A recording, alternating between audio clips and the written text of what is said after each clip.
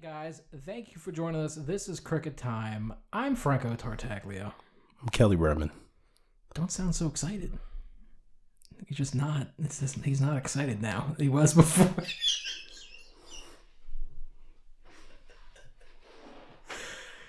Is this where we crash and burn? Welcome, guys, to the Backyard Barn Insect Podcast. How y'all doing? It's about the dumbest shit I've ever heard. Please do not say that. It's cricket time, man. It's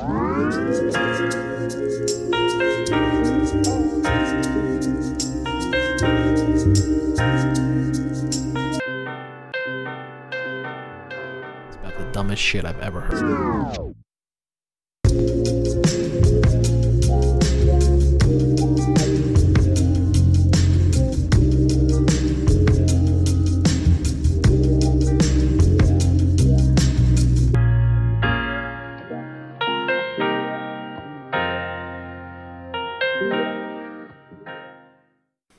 This is the 7th episode. Is it? Yes. Fuck, I get it now. Yeah.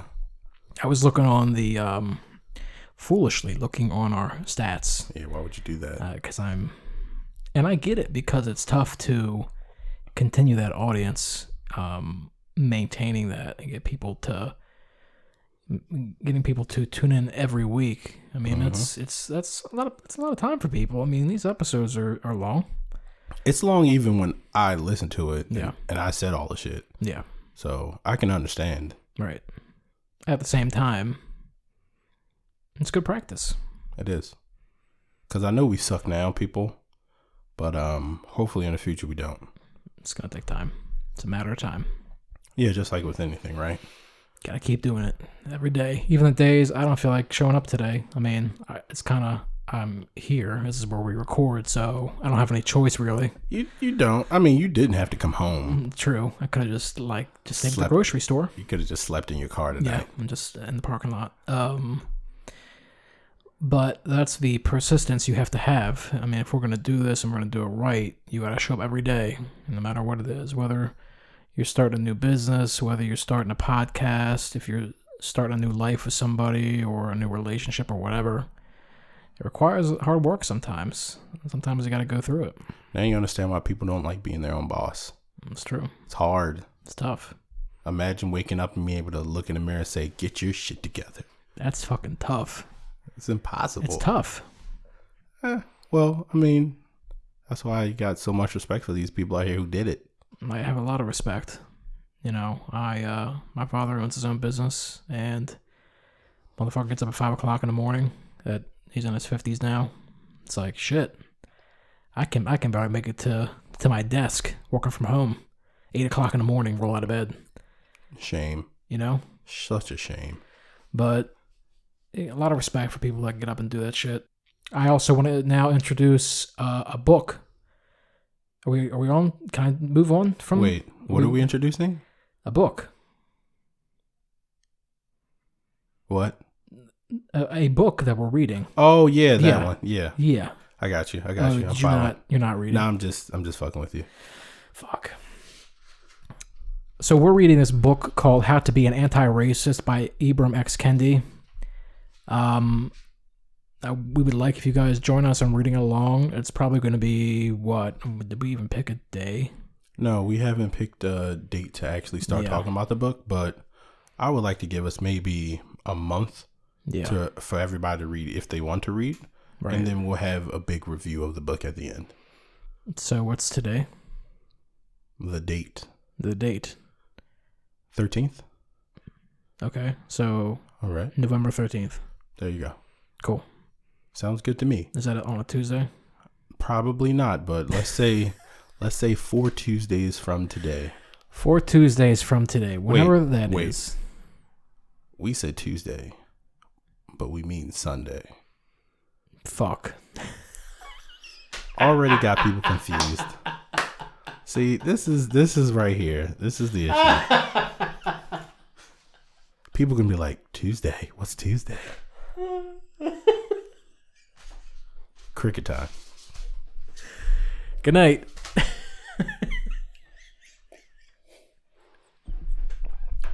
How the fuck do you intro a book with like, yeah, it's gonna drop on Tuesday? They're like, what? All right, we can try that again. Hey, and this is the funny part. We got 2 episodes to record today. Yeah. So, had to work through the fluff. You gotta keep going. I mean, it's not hard to. All we have to do is just look at dumb shit that we sent each other and just talk about it. True. Man, it gets tough sometimes because I'm in therapy. So wait. What? You're in therapy? Yeah. Okay. And one of the things I learned is actually when I don't have therapy, which is interesting. So she had to cancel. She's sick. I don't know. She said she's under the weather, so hopefully not COVID. But I only meet her once a week. Mm-hmm. So if I'm not, I tend to have this pretty routine schedule. We're talking, whatever. We have something I bring up. Okay, cool. Some weeks are pretty non-eventful, and some weeks are pretty eventful based on, my mood or whatever the fuck happens. And she had to cancel on Monday, and it made me realize something that, what if I didn't have a therapist? Oh my God, I'd have to be responsible for my own emotions and actions. Yeah. And sometimes it's not always so easy, but knowing that every day you have to show up and kind of figure that out on your own. You can't just simply rely on somebody to make that better for you. So that's why today's kind of a struggle. So you didn't have an appointment? No appointment with her. So you didn't get to decompress? No decompressing. I mean, but at the same time, is this not therapy? It is, but I'm not a. No, you're not. I'm not a trained. You're not a trained therapist. Fuck that shit. Fuck. She's actually working on getting her PhD. Yeah, I understand. You were probably fucking her brain up with all this crazy shit you were saying. Exactly. She's like, I need a break from this motherfucker. God damn. She might write about you in her dissertation. Maybe. I mean, I'd be honored because I have some crazy shit that happens to me. Although I wonder if it's really all that crazy. It's probably pretty normal, I would say. I mean, I'm not some special guy that I have problems like everybody else, right? Right. I understand. Yeah. I mean, it's not. At the end of the day, I've always said that I'm healthy enough. I don't have anything to complain about. I can't complain about anything. I mean, we all have something to complain about. Yeah. But also, it's not even about complaining, because it's not. For me, it's a lot of deep-rooted trauma, as opposed to merely like, I had a bad day. Right. It's a lot of trying to navigate where a lot of the issues that I have come from. That's really the main thing, because this shit goes back very far in my life anyway. I think for a lot of people too. So you said you wanted to go to therapy. Yeah, I mean, I don't actually think in my sense of therapy it's about deep-rooted trauma. It's just more about trying to figure out the best pathway. So I need more like a life coach than a therapist, if that makes sense. If there's a difference. There's not a difference. You sure? I mean, there are people that are specialized as a life coach, I'm sure. Right.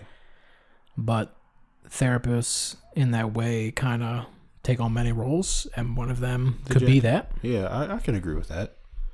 That passion planner that we talked about came from a therapist, not my therapist, but a therapist recommended that to me. So yeah, I would be interested to see if you go and want to talk about it. I think it'd be cool. I'll try. Yeah, but I'm very egotistical, so yeah, that's that thing. Yeah, I don't know what it is. It just happens. I don't know. I think I'm just I can sense weakness.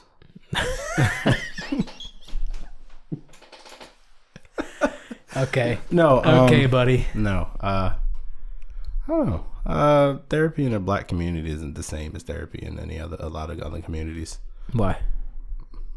I mean, everybody's traumatized. Why are you so special to go to therapy? Well, I think everybody should.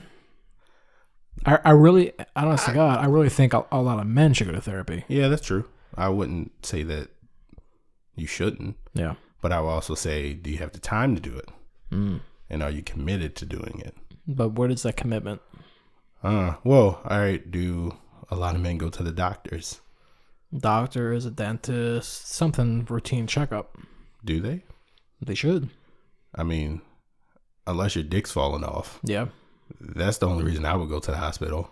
Right. So, no. I'm pretty sure there's a lot of men who be like, oh, yeah, I broke my hand. I'll just wrap it up with duct tape. Do you think that that's a bigger problem? Yeah, what is that about? What do you think that is about? Trying to take care of yourself. Trying to be self-reliant, maybe a little stubborn. I mean, asking for help. Asking for help? That's probably one of them. We're all prideful. Oh, yeah. But men are a special type of prideful, and I call it stubborn. So. I'm a special kind of stubborn. There you go. So, it takes a lot. Took a lot for me to come to that realization. Hard head make a soft ass. Took a lot of drugs and a lot of heartbreak to realize that I was wrong. Right. But yeah, I think a lot of men have problems with trying to admit that they need help too.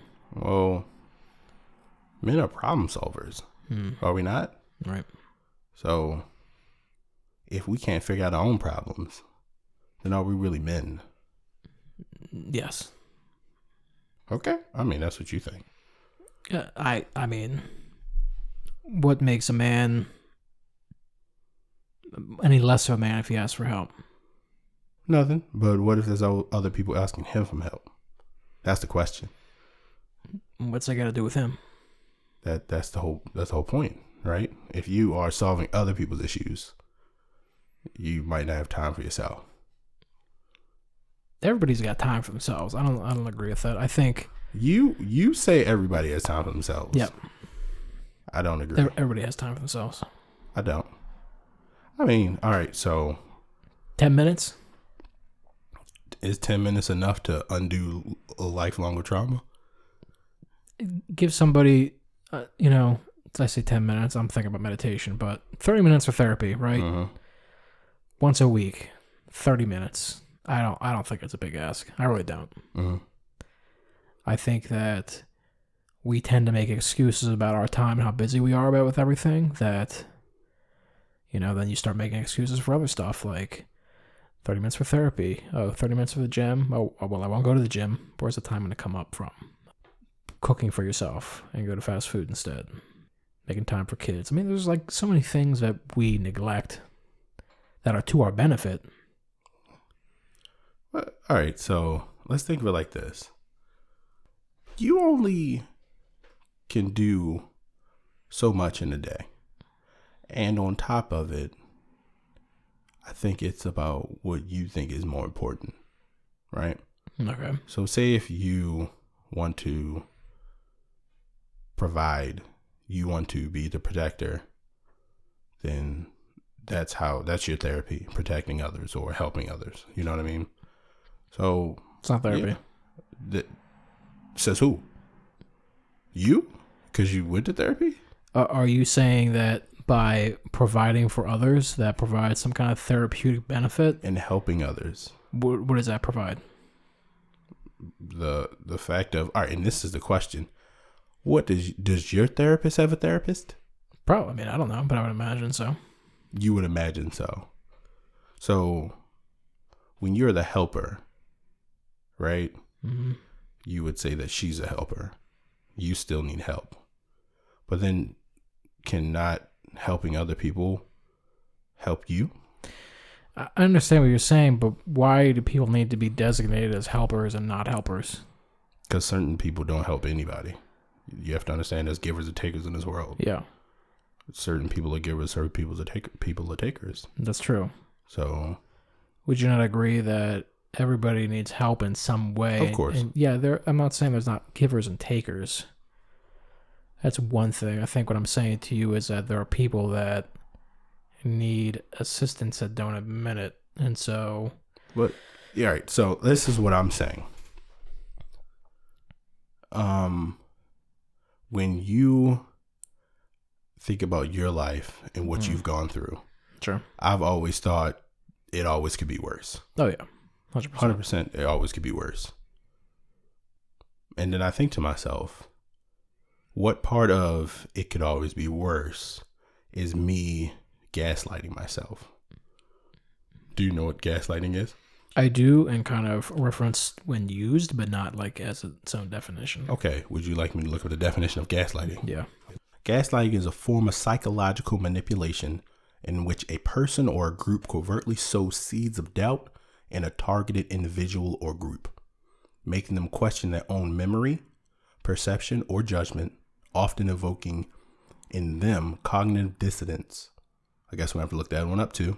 And other changes, including low self-esteem. And you believe that you may be doing this to yourself? Oh, yeah, most definitely. I know a lot of people who could do this. Give me an example. Well, I just gave you one saying it could be worse, right? Like saying your life isn't bad. It could be worse than this. True. That is sowing doubt into myself that the life that I'm living now isn't as bad as what it could be, so I cannot complain. So then you tell me you do need to go to therapy. This is my therapy. I'm talking. No, that's not what I'm saying. I'm saying to you, we're talking about men, right? Yeah. That help people, right? Yes. And do men who help people need help themselves? Why is the notion that if one provides help, that person also does not need help?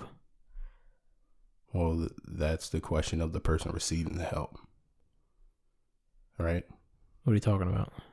So if you go to somebody for help and they give it to you, yeah, should you return the favor? I mean, it would depend on the situation, but it would be nice, right? If there are two friends and like, you help me with something, I'll help you with something, right? Then right. that's calls for a favor. It's a favor. Right. How many times has somebody done you a favor? A lot of favors lately. Or have you been giving out favors? I've been giving them out in other ways. I've been, yikes.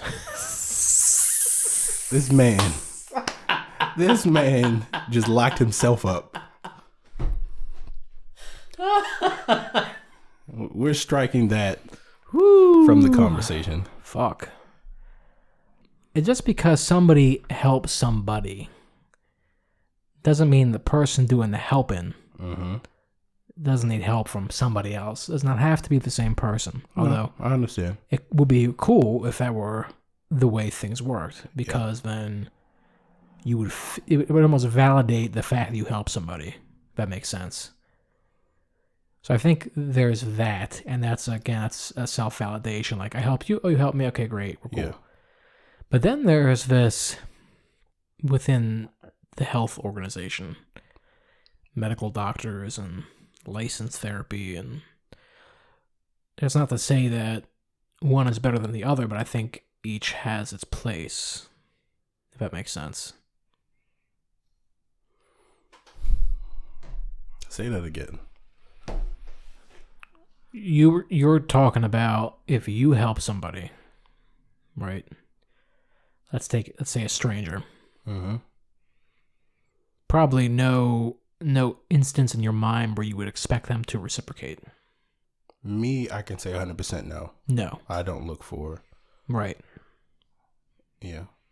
One would think that if it were like friends or like close friends or family members or whatever, that in an ideal culture, the ideal society, that help, when you help them, that would be reciprocated, right?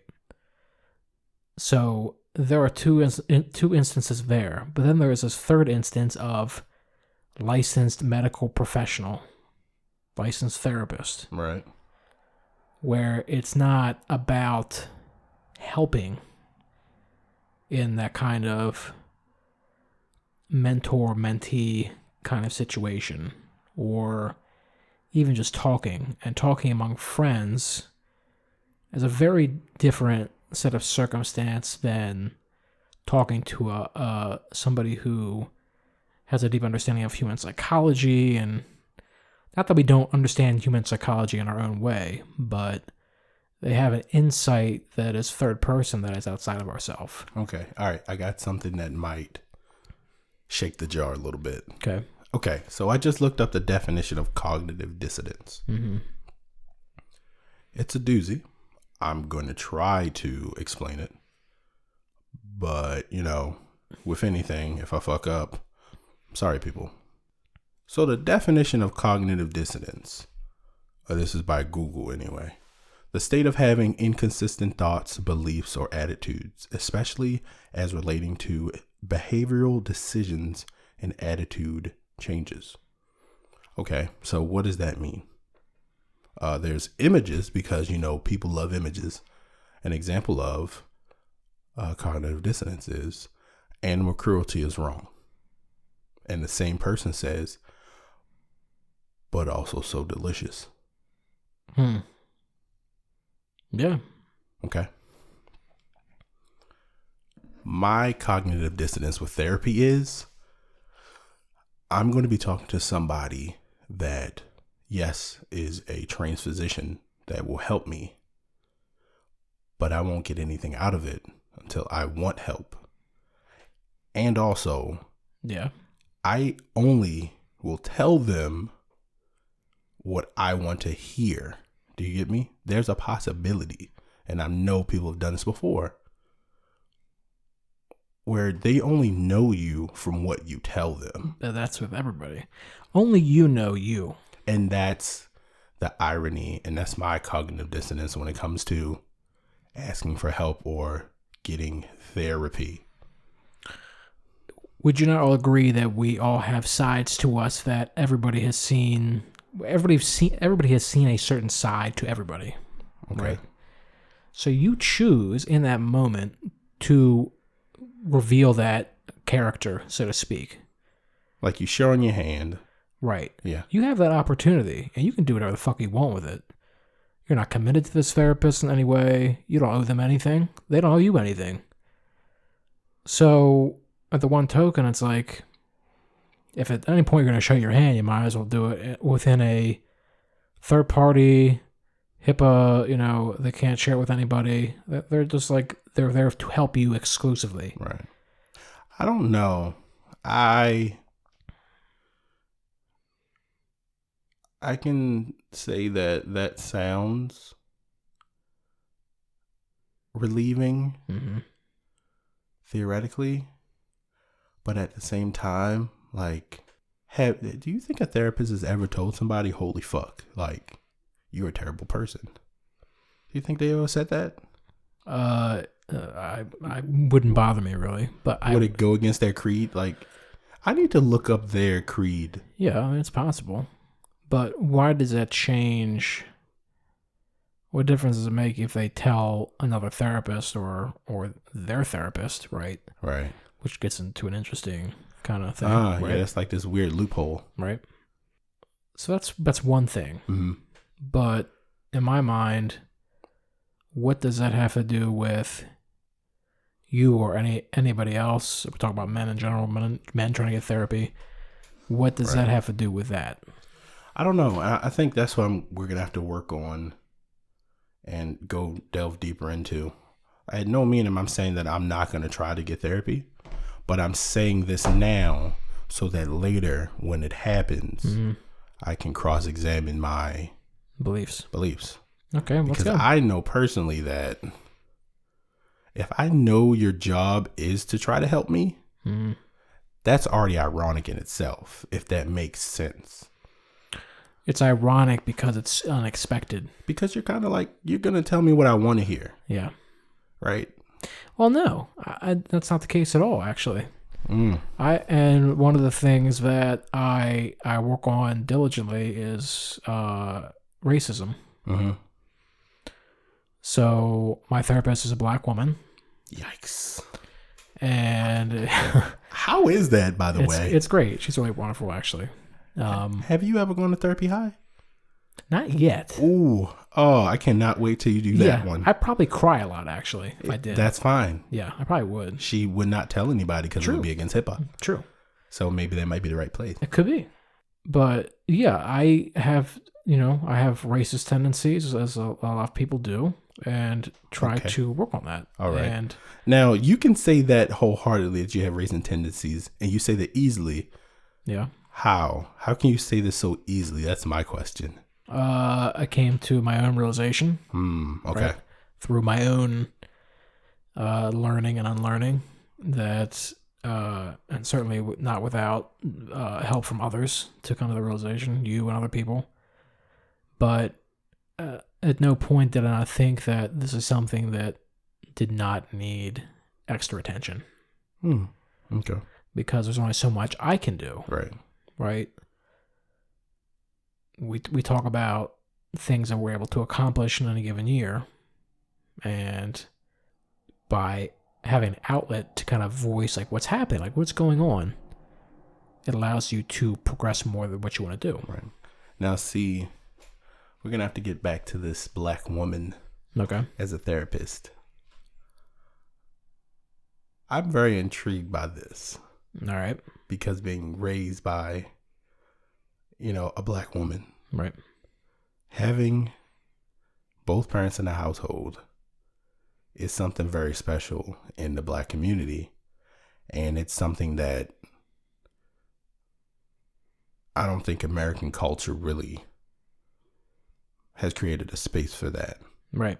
Black men in the family, in the household. Right. Right. So to have both, but then to understand like the intimacy of how a black woman thinks, because I pissed them off enough. Mm-hmm. I've heard enough feelings to know this. And then now you have a therapist. I can't picture you sitting down talking to her. I cannot. Really? I cannot. Why? I don't know, because I don't think you know, or maybe you will learn, or maybe you already have learned how do I say this? How hard it is to look at a black woman in the face and say something that may be hurtful. What's interesting that you say that is that that's what I do. And I mean, that's how I handle but did not for a long time, but do now, handle my relationships is truth and honesty. I recognize when I am sitting, we haven't actually met. It's pretty much all been on the Tele app because of everything with COVID. And look, I can certainly lie to anybody. Anybody can lie to anybody, but to what benefit? And so I have to be 100% truthful with whatever it is. And, there are a couple of instances that we've talked about things that I have been confused about with regarding with race. And I've been very matter of fact, like of the situation, what happened. Like there's nothing to hide, right? Yeah. There's nothing to hide here because it really is a matter of your positioning. If you position yourself to be like, look, I don't know how to work through this problem. I really don't. To some extent, I can do my best by myself. And I'm only going to get so far. That's why, we practice math a lot. We sought other means of help. Engineering, you sought maybe a tutor. I was a math tutor. I think there is this ashamedness of asking for help, and it's not just therapy, right? But it's certainly. Look, when I was doing physics in College Park, University of Maryland College Park, I never asked for help, and I fucking bombed. So hard, I bombed that course. There are so many free resources out there that we would be silly not to at least consider them.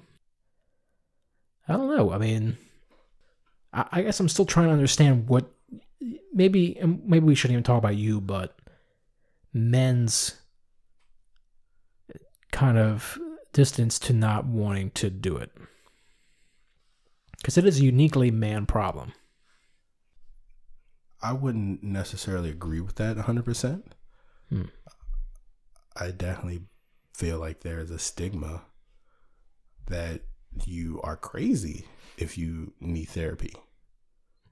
Well, I think with any stigma, you can say it's probably fucking wrong. Well, I can't be the devil's advocate. Sure, no, I'm not saying you can certainly be that. And my immediate reaction is to say, where's that come from? Well, I think this is the whole gaslighting thing. How can, talking about me specifically, black men in America need a therapist to talk about racism when I was never a slave? When I never was actually beaten? When I was never, well, I've been accosted by police, of course, but not to the point of somebody spitting in my face and saying the N-word. Right. But at the same time, I don't, what am I, like, do I have to go through those things to be like, man, I should really talk to somebody about this? I started my therapy when I consider myself to be at the height of what I am doing. And I can only say that it furthered along what I'm trying to do, and that is to say, you're probably going to uncover something you did not consider before. So it's not to say that you really have anything to do. You could go there and be like, I have no fucking problems. That's totally fine. Nobody's saying anybody has problems that need to be solved. But I think working through, and I think this is the thing, you're working through your mind. You're going through things you've done to figure out, how could I have done this better? It's not to be a big catastrophe. This is not about, like, and I think that's the misconception, is that therapy is like, oh my God, I'm suicidal, or everything's going wrong and I don't know what to do. It's not that. All right, now this is funny for me because I always find the silver lining in everything tragic. And I'm thinking about trying to find the whitest man I could possibly find and talk to him about racism for an hour a day. Like, at first I was like, you know what? I went on the website and everything. I believe it was psychologytoday.com. Right. And I just scrolled through and I'm like, oh, this is nice. You know, they've got everything you could ever think of. And I'm thinking, who should I check off? Should I check off somebody specifically meant for my specific skin color? Or should I not? Because when you looked up a therapist, I'm pretty sure you checked, you were looking for a black woman. I was looking for a black woman or man. Right. Yeah. Now, actually, the first person that popped up, it's East House and Psychological Services, and the first person was a gay black man. And I was like, okay. So I signed up and he was booked. So, yeah. But it was very important to me to have a person of color. 100%. Right. Now, maybe I should choose a white man to talk to. I think that might be the comedic. Right. Or a white woman. I don't know. A white woman, I don't think that's possible. Why? Because I don't have a good track record with Karens.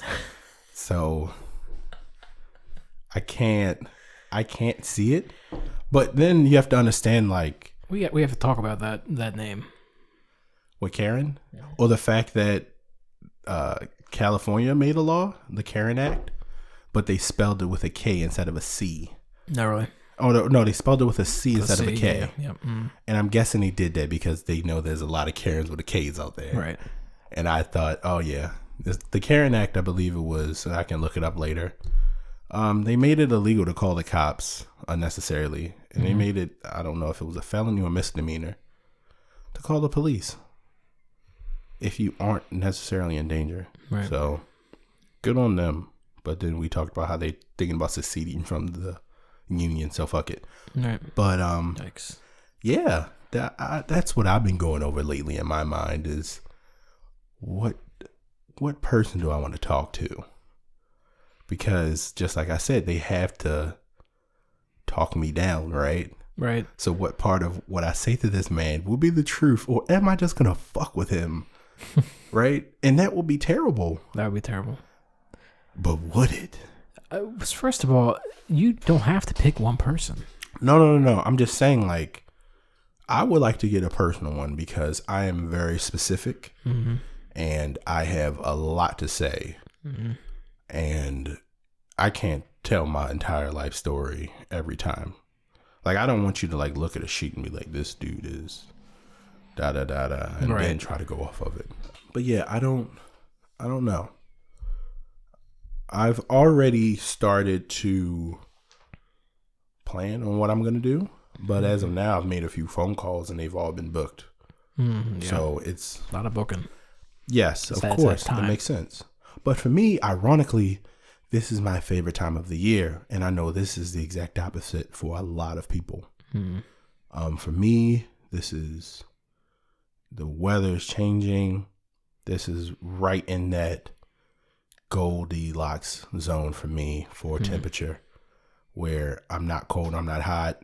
This is sports everywhere, you know. So I have a lot of nostalgia for this time. See, for me, it's I didn't really think about this till I actually went to Sicily. It's always hot. Mm-hmm. It's an island, but I never really appreciated summer in the way that I should have. This whole time I've been outside and like working on shit and just being outside up until this past couple weeks. I've really been outside a lot. Then I've also realized like, wow, okay, my mood's changing and it's getting darker outside. I think the clocks are going forward or back or probably forward. And forward in a week, right? It's like, fuck, it's going to be dark outside. Like 5 o'clock. Right. It's like dark at 5 o'clock. And that's the interesting thing, too. If you work at an office all day, you don't see the sun anyway. You don't get any fucking sunlight. Yeah. None. And I actually made it a point to go outside during my lunch break and have a lamp on my desk to make sure I got the light. But my point is this. For me, I'm probably going to be more introverted now. So as it gets darker and as it gets darker early, I'm going to be more introverted and probably write and read more. Ooh, and like eat a whole bunch of like edibles, marshmallows and shit. Yeah. Oops. See. We're gonna have to talk about that too. Next episode, we're gonna have to talk about the whole drug thing. What drug thing? The whole ease of saying it now, when 10, 15 years ago that was a felony. Yeah. So yeah, I'm still. There's nothing easy to say about it. I mean, just because I say it now, kind of. Well, I'm not saying you say it like it's not easy. I just don't hear the consequence in your voice. Because the consequence came out episode 2. Yeah. So there was a lot of hesitancy from me to talk about it in general, but then realize I'm like, I don't fucking care. Not that consequence. Oh. I'm talking about like the actual consequences of doing drugs and how you, me, have never really felt them. So for us to be able to talk about it, it's not cringe, but it's. Is it cringy? I want to learn more about it. Okay. Because I've done research. You know, I've taken classes on it, but it's not like I've written a book about the consequences of the war on drugs. Sure. So let's talk about it.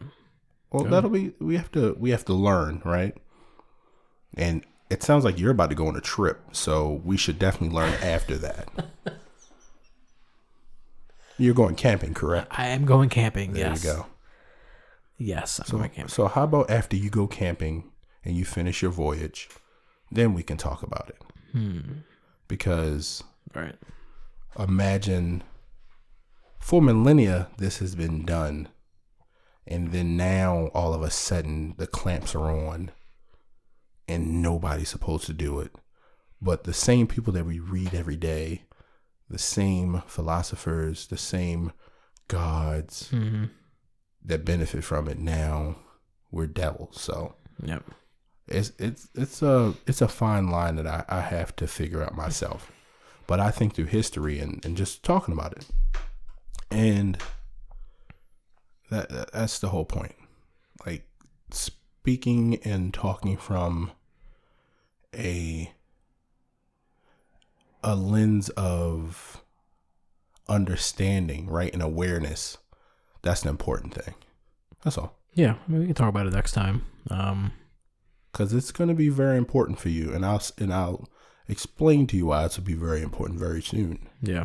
Have you seen Sunshine Makers yet? That's what I texted you about last night. Oh, that was the movie you said that was great. Yeah. Yeah, I did watch it. Right. So these men. I recognize that, ironically, that some of these men had huge egos. Yes. Huge egos. And some did not, and simply were kind of matter of fact about the experience.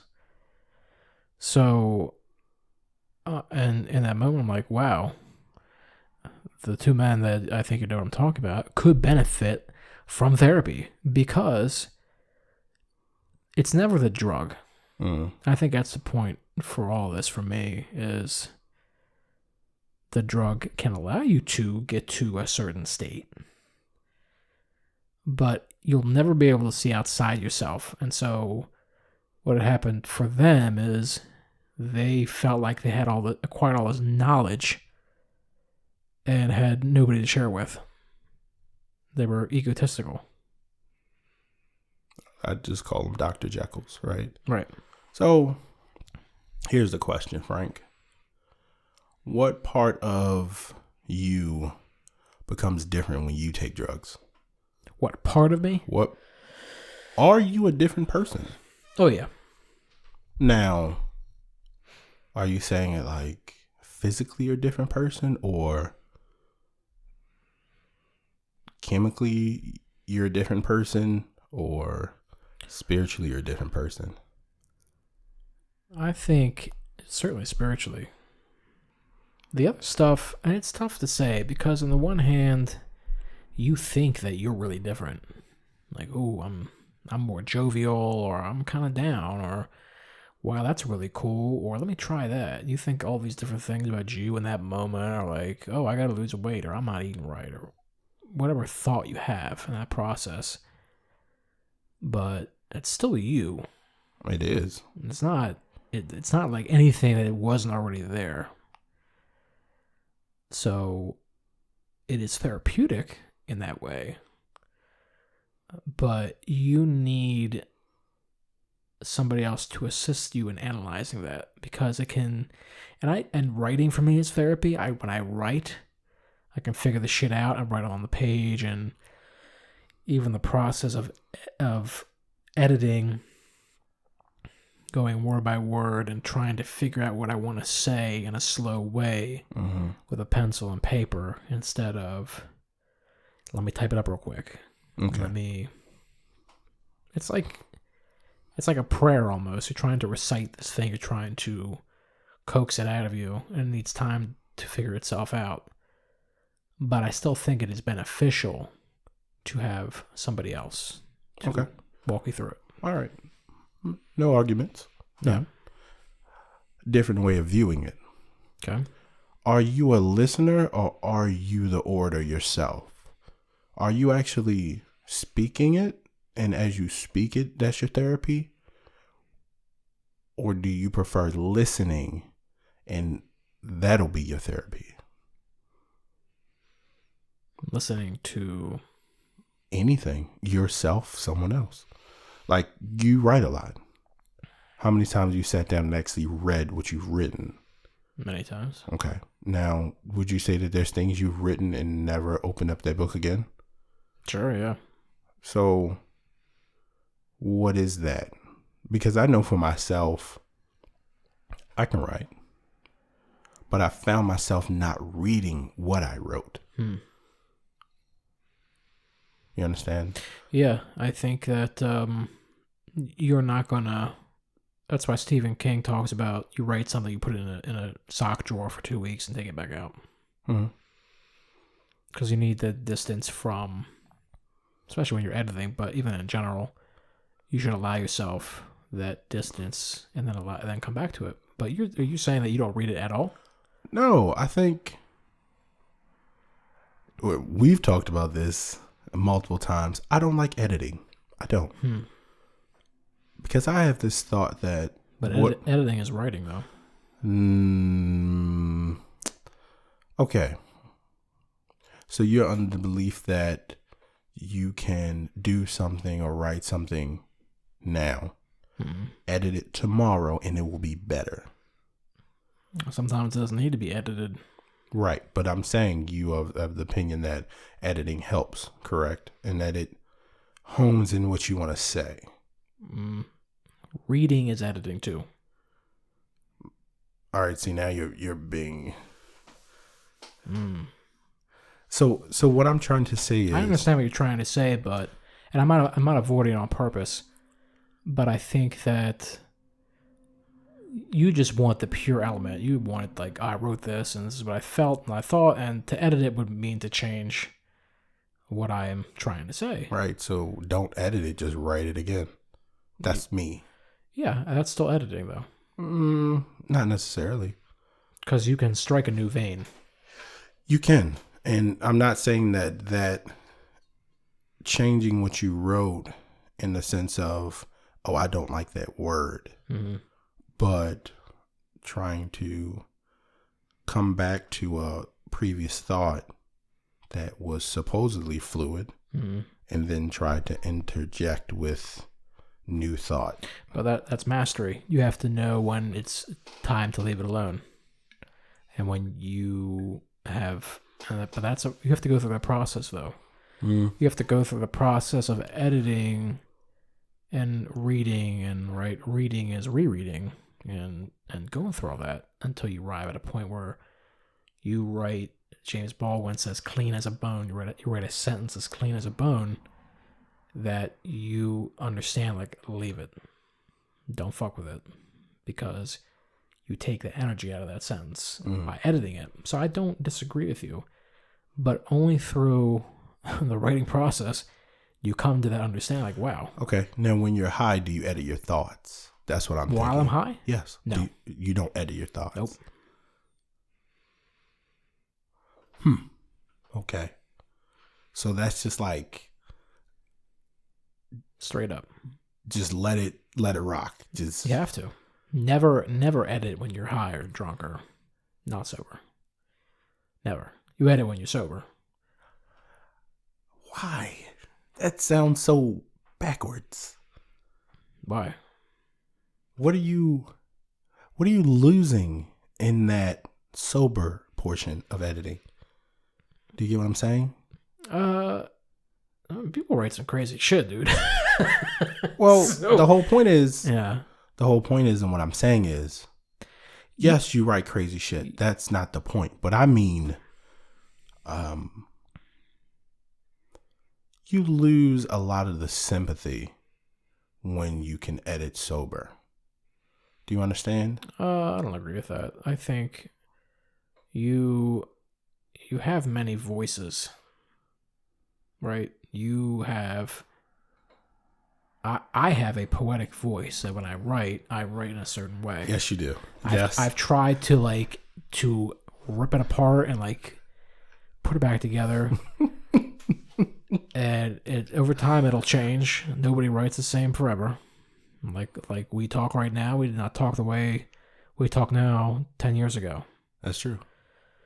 That changes through simply the means of being alive. But I don't know. I just my thing is this. Writing figures itself out. Okay. So that is to say, as we get older, or not even as we get older, but as our writing changes, we know what that voice is. Okay. And it's very... This almost seems kind of woo-woo and mystical, but it's really not, because if anybody's written, you know when you feel like you've written something good. You feel like you know it captures that voice. So you're talking about editing high or drunk as opposed to sober. There's not... I mean, you can do whatever you want. I mean, ultimately... These are rules that people came up with, like Ernest Hemingway came up with that, and you can agree with it or not. It doesn't matter. You choose your own path and how you want to write and what you don't want to write. But I will say to you that, ultimately, the writing figures itself out. So long as you're there, like we show up every week on this podcast and talk, you have to show up to the page and write. And there are a couple writers that had this idea with a muse. A muse is like from ancient Greece, like the artistic muse that comes and greets you.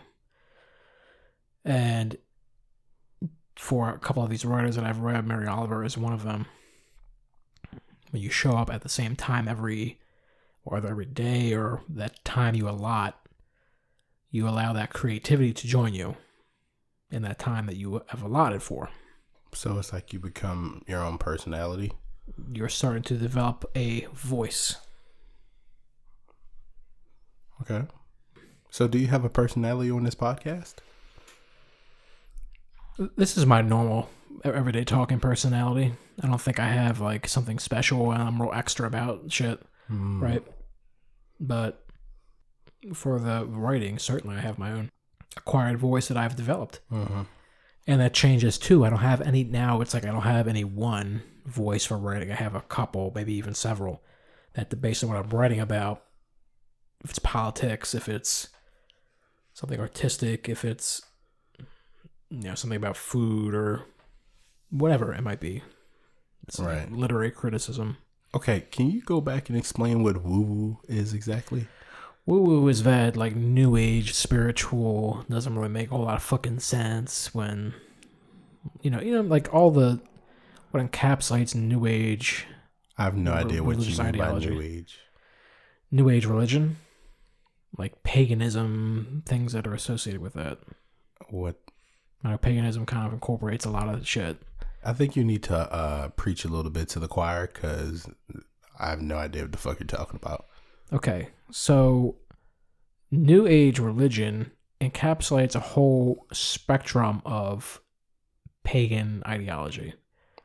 So, like, tarot cards could be New Age, or it could be horoscope, could be encompassing of that, or it could be pretty much anything that is outside of traditional monotheisms we might think of, or even polytheistic like Hinduism. It's everything that's maybe even pop culture religion too. A lot of things are pop culture. Embrace. So it's like a whole host of things. All right, that's awkward. I don't know if I like that one. That's fine. New Age? Yeah, that's how they categorize. I'm not saying it's correct or what have you, but that's just what it's defined as. Who did this? Who created somebody such a thing? At Barnes and Noble. When you go to the section, it says New Age, and there's a whole bunch of shit. So I don't know. But that's the kind of point of woo-woo is it kind of maybe sounds right, but it's not. For who, though? And I think that's the thing. Because this is the nuance of the word. It has a particular idea in mind when I say woo-woo. So think of like Charles Manson, hippie white woman cult follower, woo-woo. How's that for specificity? I mean, if she's talking real shit, I'll listen. I mean, why does that have to be woo-woo? I'm trying to. I know, and it's going to be very difficult because right. I'm going to make this hard. I know you are. This is my thing. Yeah. I don't know. It's like I'm saying that it's not woo-woo. But I'm saying when I say that you have to let the page figure it out, you might think like, well, what the fuck does that mean? I'll say it again. You have to let the page figure it out. I'm going to say it's already written before you write it. Yeah, that could be another one, right? So I understand. I'm just right. Like, see, but I don't agree with that. Why? Because that's not my process. All right. See, it's like, and it was Picasso's process, right? So he would say sculpture is like peeling potatoes. It's already there, right? And you're just uncovering it as you peel this potato, right? It's that kind of image, yeah. All right. Sure. I would say that, and this has to go with, this New Age. I have no idea, but time, right? It goes forward and back. Does it go side to side? I mean, what? No, probably not, no, right? It's a dimension, right? Time is dimension. Right. So what the fuck has this got to do with the writing process? let me finish. So we talk about editing high, or I'm writing high and editing sober. And then we talk about how you say one more time, you stand in front of the page. You let the page figure itself out. Okay. How is that not saying that it's already written if you let it figure itself out? Because right now you're asking me about writing. But this can be... Yes. Understand that every book written about how to write is full of shit. That sounds very ironic. Right? I'm telling you how I write. Right. I've acquired all this knowledge from all these great poets and all these great writers and all these methods, and what time should you wake up, and when should you approach the page, and what kind of writing material should you use, and what kind of writing instrument should you use? Now, see, and should you go to college for how to write? Should you take a class? Should you have a mentor? Should you do a workshop? Should you seek help in doing that in some form or way? Should you form a group with people and do it? So there's a lot. I was obsessed with this for some time. Could you say that again? I wasn't listening. Exactly. No, so I'm agreeing with you, but yeah. I'm it's like an onion, right? You keep peeling these layers back, and it's just getting more interesting to hear this, because the page, just let the page write itself. You've heard and you've read countless philosophers, poets. Yep. Okay. At what point will you stop reading and start creating? Yeah, I decided that a while ago. So no more learning for you. No, there's always, you definitely need to read as a means, but you need to write. So it's not like you should stop learning. Well, I'm saying in the point of stop listening to other people's opinions and form your own. Everybody arrives at a point, and I am on that journey now, because I thought I had it, and I was like, I didn't like it. It just didn't. No. It just wasn't good enough. No. And it's like you're trying to find your voice. It sounds kind of out there, but you're trying to figure out what voice really captures what you're trying to say. Right. And that is the process, right? All this bullshit about trying to write is you trying to find your voice. All right. So you call it bullshit, but I don't know. It's not bullshit. I'd say it like this. I think that's your cognitive dissonance. No, people make a lot of money off of this, right? People make... There's so many writing. It's particularly apparent in fiction. It's not, and that's the other thing. It's like, this is so nuanced and so particular that I see what you're saying. But then the one token, it's like everybody wants to write fiction. Why? I don't know. I like mystery and horror. And, I mean, people have done it really fucking good. Yeah, that's really very good. well. Very well. Nobody really writes poetry anymore. And what is poetry? Are you really asking that question? I mean, we'll talk about it eventually, but we'll come to that. I did something called, I knew you're going to talk about poetry, right? Yeah. We haven't talked about it yet, but I already know it's going to happen. Right. So am I letting the page create itself? Right? See, this is what I was talking about time. All right.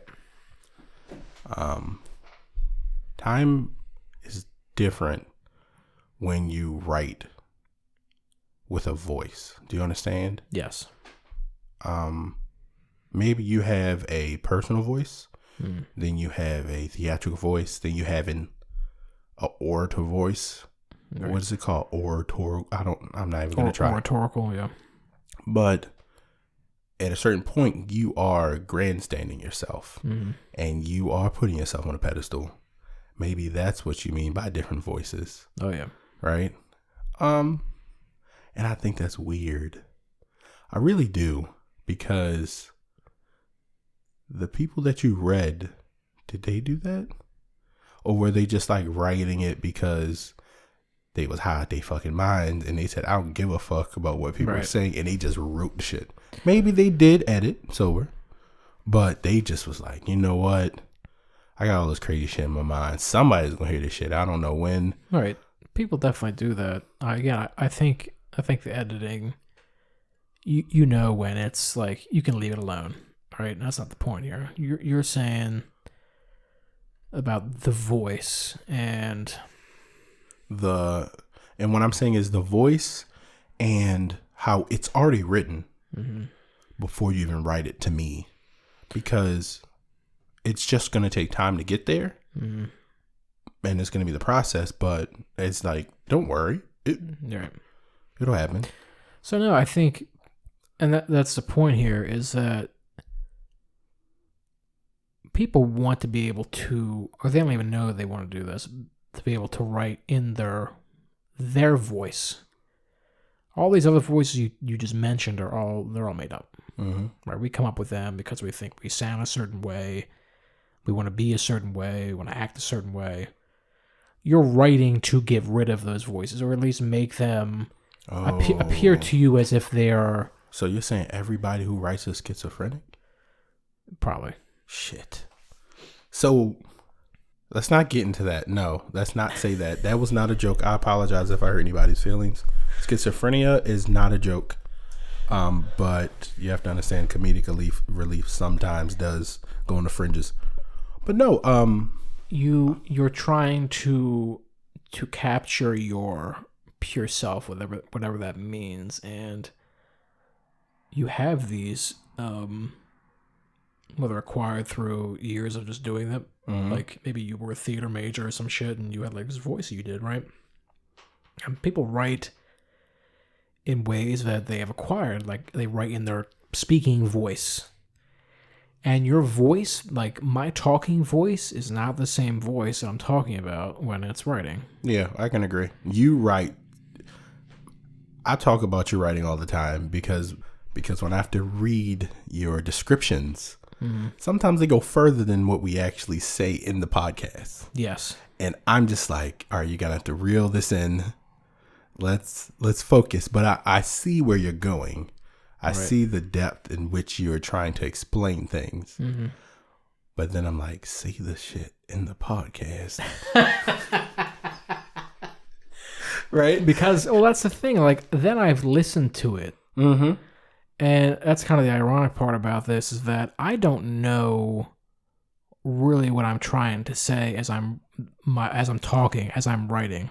Some people are really good at that, right? At harnessing that moment. I'm not. Right. I'm good about talking around the point, and then reflecting on it after the fact. Right. Reflection is mandatory, right?